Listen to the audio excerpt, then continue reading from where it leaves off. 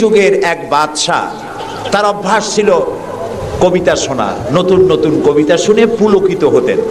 এখন নতুন কবিতার কত শোনানো যায়, এখন কবিতা আর মানুষ নতুন করে আর বানাচ্ছে না। ফলে রাজা তার মন্ত্রীদেরকে ডেকে বলল যে বাজারে শোহরাত করে দাও, যে ব্যক্তি নতুন কবিতা রাজাকে শোনাতে পারবে তাকে 10 সহস্র মুদ্রা পুরস্কার দেওয়া হবে। মন্ত্রীরা বলল এটা তো সর্বনাশ হবে, এই নতুন কবিতা লোকেরা বানায় আনবে আর আপনি 10 সহস্র করে মুদ্রা দিয়ে দিয়ে রাজভাণ্ডার তো শেষ হয়ে যাবে। রাজা বলল না, আমার বুদ্ধি আমার কাছে, তোমরা শুধু এইভাবে ঘোষণাটা দিয়ে দাও আর 3টা লোক দাও আমাকে, একবার শুনলে মুখস্থ হয় এরকম একজন দাও, 2বার শুনলে মুখস্থ এরকম আরেকজন দাও, 3বার শুনলে মুখস্থ এরকম আরেকজন দাও। স্মৃতিশক্তি সম্পন্ন এরকম 3 জন লোক পাওয়া মোটেই কষ্ট হলো না। বাজারে শোহরাত করে দেওয়া হলো। নতুন নতুন নতুন নতুন কবিতা তৈরি করে কবিরা আসতে লাগলো, দিচ্ছে। আপনারা থামেন না, আমি তো বলে দিয়েছি, ফ্যান সরাই দেন পিছনের দিকে, পিছনে লাগাই দেন আমার পিছনে।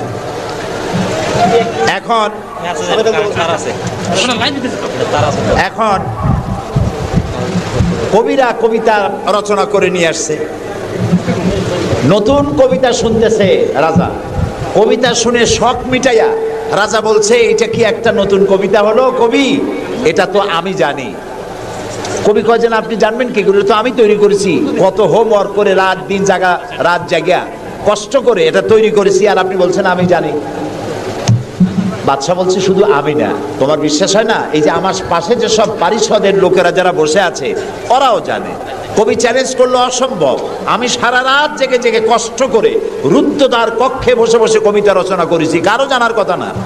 তোমার বিশ্বাস হয় না, ওই যে একবার শুনলে যার মুখস্থ হয় তার বললো তুমি শোনাও তো, সে দাঁড়ায় শোনাই দিল।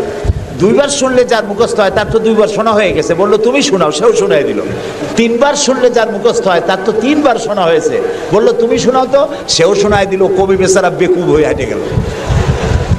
এরকম কবিদের কাছ থেকে নতুন নতুন কবিতা শুনে শখ মেটাতে মেটাতে এক চালাক কবি অবস্থাটা বুঝে ফেলেছে। সে বুঝে এক কবিতা তৈরি করে এনেছে, এনে বলছে জাহাপানা আমি এক কবিতা এনেছি। বললো না যে নতুন কবিতা এনেছি, কবিতা এনেছে। বাদশা বলল শোনাও। কবি কবিতা শোনালেন। তার কবিতার অর্থ ছিল এরকম যে হে রাজা, আপনার পিতা আর আমার পিতার সাথে ছিল গভীর বন্ধুত্ব।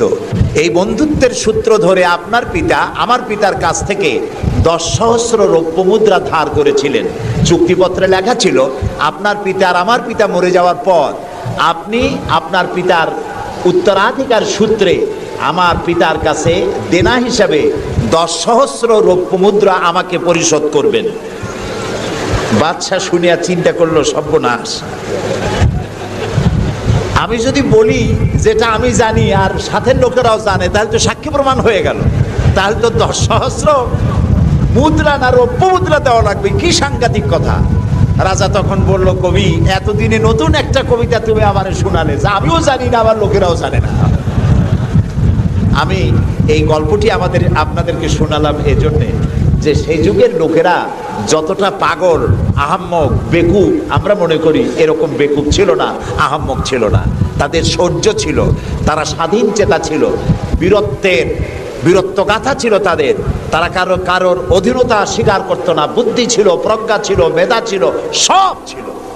শুধু একটি জিনিসের অভাবে তারা চুরি করত, ডাকাতি করত, জেনা করত, ব্যভিচার করত, হত্যা করত, এগুলিকে কোনো অপরাধ মনে করত না। সেই জিনিসটির নাম ছিল ওহীর জ্ঞান। সেই জিনিসটির নাম ছিল কি? আল্লাহ রাব্বুল আলামিন সেই যুগে এই মানুষগুলির পরিবর্তনের জন্য, গোটা বিশ্বে শান্তি আনার জন্য, পৃথিবী যখন ধ্বংসের দ্বার প্রান্তে দাঁড়িয়েছে, রহমত ছাড়া পৃথিবীকে আর রক্ষা করা যাবে না, তখন আল্লাহ তাআলা রাসূলকে রহমত হিসাবে পাঠালেন। আল্লাহ তাআলা বলছেন